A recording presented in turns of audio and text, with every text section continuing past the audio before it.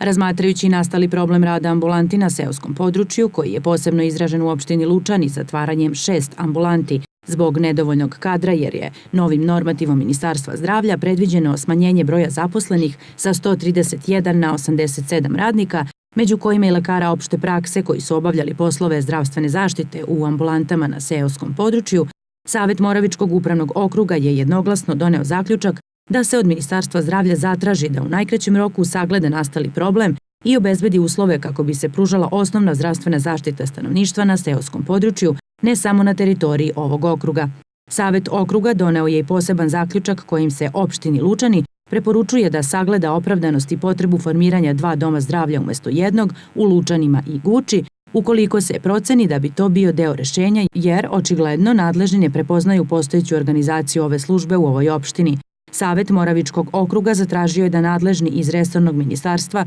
u najskorije vreme posete lokalne samouprave sa teritorije okruga i na licu mesta sagledaju nastale probleme u radu zdravstvenih ustanova.